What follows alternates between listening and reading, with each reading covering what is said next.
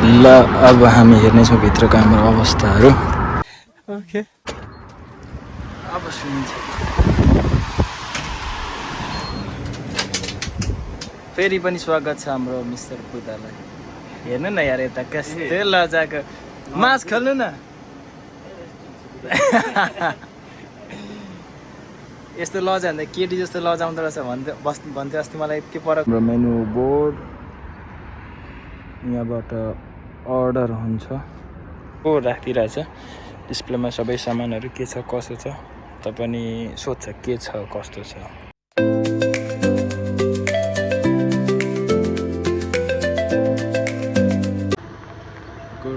Good morning सबैजनालाई Saudi अरेबियाबाट।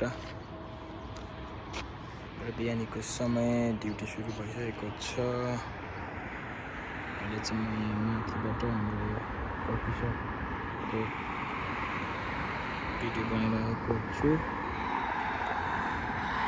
किन त भनेर आज चाहिँ मेरो यो ब्रान्चमा अन्तिम दिन हो।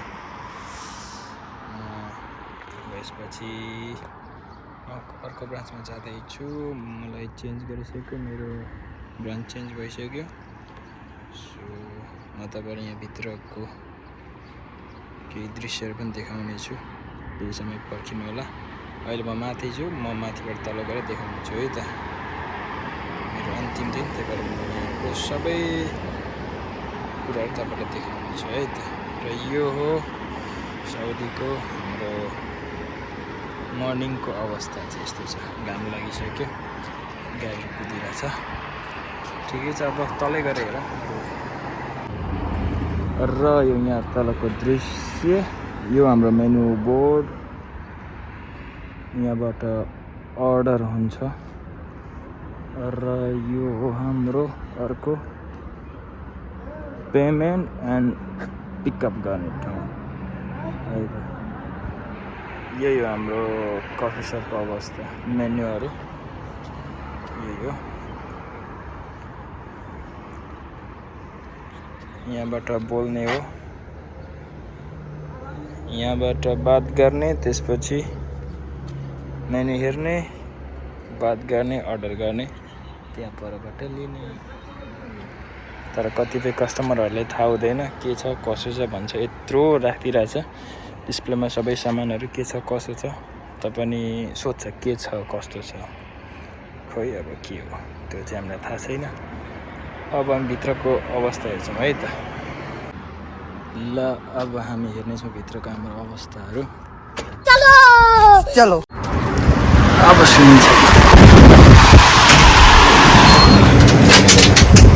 फेरि पनि स्वागत छ हाम्रो मिस्टर बुद्धालाई। हेर्नु न यार, यता कस्तो लजाको मास खेल्नु न।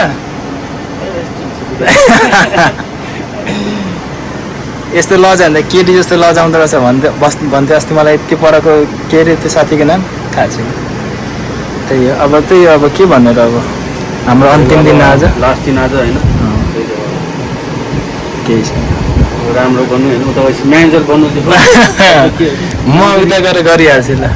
अब त्यही हो, यो ब्रान्च चाहिँ अब आफूलाई जिम्मा दिइरहेछ, अब सम्हाल्नु राम्रोसँग गर्नै पऱ्यो। अब भनिरहेछ अब अर्को महिना चाहिँ अब प्रमोसन दिन्छ भनेर चाहिँ विचार गर्नु है ल। हजुर ल अर्को महिनाको कुरा त्यही छ। ट्राई गर्नु पऱ्यो नि। अब चान्स आएको छ, राम्रोसँग गर्नु होला। त्यही हो एभ्रिवान, सबैजना। अब आजबाट चाहिँ मेरो यो ब्रान्चमा काम अन्तिम हो। म चाहिँ यो ब्रान्चलाई छोडेर जाँदैछु। सबभन्दा टेन्सनको कुरा कहाँ छ भने अब मर्निङबाट नाइटमा लगाइदियो, त्यही माथि 24 घन्टा खुल्ने ब्रान्च। नमजा छ। अब नमजा भयो भन्दैमा अब जान्न भन्नु पनि मिलेन। टाउकीहरूले भनेपछि जानै पर्यो, गर्नै पर्यो। ठिकै छ, अब के गर्नु। अरूको देशमा आएपछि गर्दिन, जान्न, हुँदैन भनेर नहुने, गरिदिनै पर्यो। त्यही भएर अब सबै साथीहरूलाई बाई भन्दैछु। यो हाम्रो 69 ब्रान्चको सबै साथीहरूलाई। अब राम्रो कुरा कहाँ छ भने अब same manager same district manager पऱ्यो, त्यति मात्र राम्रो कुरा हो। त्यतामा जाँदैछु। मजा त मजा थियो यहाँ, कस्टमर पनि नआउने, मर्निङ थोरै मजा छ त। कति बज्यो अहिले?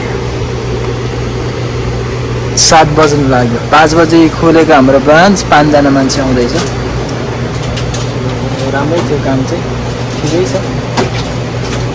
अलिक धेरै च्यालेन्ज तँलाई दिनु पऱ्यो भन्ने कुरा भएको छ। ठिकै छ, च्यालेन्ज एक्सेप्टेड भन्ने थियो। अब त्यस्तै भइरहेछ मेरो चाहिँ। यत्रो समय गऱ्यो यो ब्रान्चमा काम साथीहरूसँग। अब नयाँ साथीहरूसँग काम गर्नुपर्नेवाला छ, नयाँ ब्रान्च, नयाँ कस्टमर, च्यालेन्ज नै छ। ठिकै छ, गर्नै पऱ्यो, जानु पऱ्यो। जता गए पनि अब यही त हो, आफूले भने जस्तो हुँदैन। आफ्नै घरमा त आफूले भने जस्तो हुँदैन, अब विदेशमा त काम।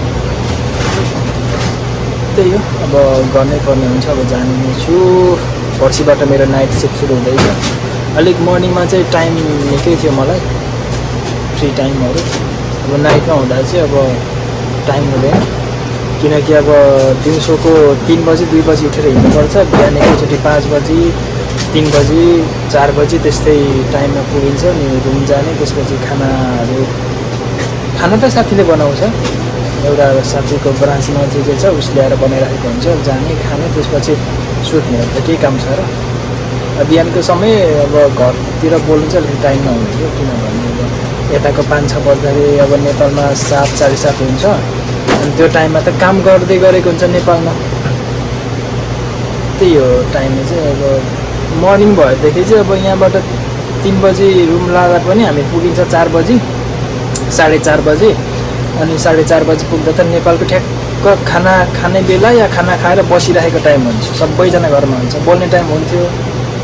अब नाइटमा आउँदा चाहिँ अलिकति टाइमको अभाव हुनेवाला छ। ठिकै छ, केही समय हो, गर्नै पऱ्यो। दुःख सुख यस्तै हो। अब त्यही, अब यही हो। मैले पहिला भनेको थिएँ, अब बिस्तारै मैले काम गर्ने ठाउँहरूको बारेमा पनि केही भन्नेछु भनेर। मैले काम गर्ने ठाउँ चाहिँ यही हो ल गाइजहरू है।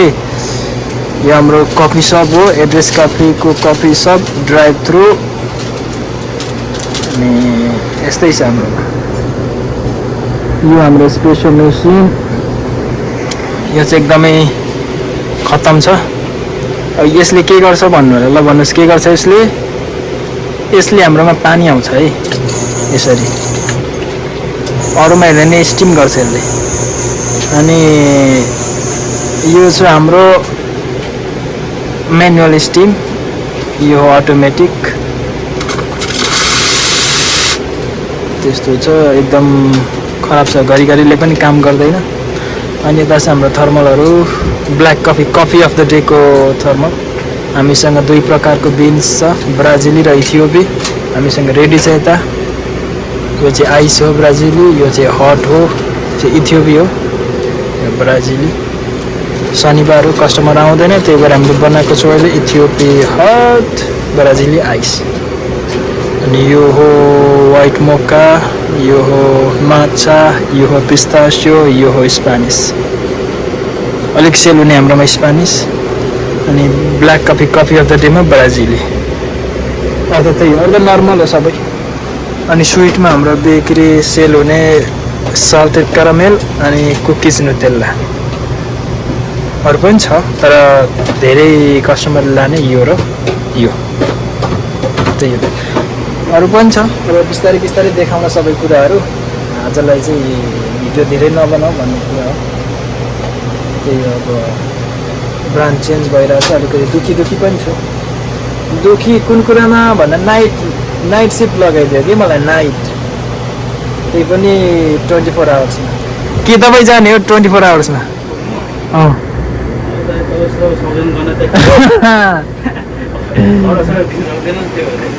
कहाँ नि? त्यहाँ छ कि मान्छे चाहिँ छ, त्यो श्रीलङ्की आदिल भन्ने पनि छ। त्यो राम्रै होला, त्यो पनि पुरानै हो जस्तो लाग्छ। तर अलिक सेल धेरै हुन्छ, अलिक दर मान्छे चाहियो भन्छ। खोइ पहिला चाहिँ नाइटमा त्यहाँ 8,000 9,000 हुन्थ्यो। अहिले त लगभग घटिरहेको छ सबैतिर सेल। हुन्छ होला 5-6 हजार रातिमा, मर्निङवाला 3000, टोटल सेल होला 8-9 हजार त्यस्तै होला। ल गाइस अब त्यही हो, विदेशमा आफूले भने जस्तो नहुने रहेछ, जे भन्छ त्यो मान्नै पर्यो। त्यही हो, पर्सिबाट चाहिँ म नाइट जाँदैछु, बिस्तारै बिस्तारै थोरै थोरै भिडियो ल्याउने कोसिस गर्नेछु। अनि कृपया तपाईँहरू कोही नयाँ हुनुहुन्छ भने प्लिज मेरो च्यानललाई सब्सक्राइब गरेर सपोर्ट गरिदिनु होला। नयाँ हो, बिस्तारै बिस्तारै सब्सक्राइबर त बढिरहेछ, कतिपयलाई गरिदिनुहोस् भनेर पनि बढिरहेछ, कति अब ठिकै छ गरिदिउँ त भनेर गर्नु हुँदै होला, सायद सपोर्ट गर्दै गर्नु होला। बिस्तारै बिस्तारै राम्रो भिडियोहरू कन्टेन्टहरू ल्याउने कोसिस गर्नेछु।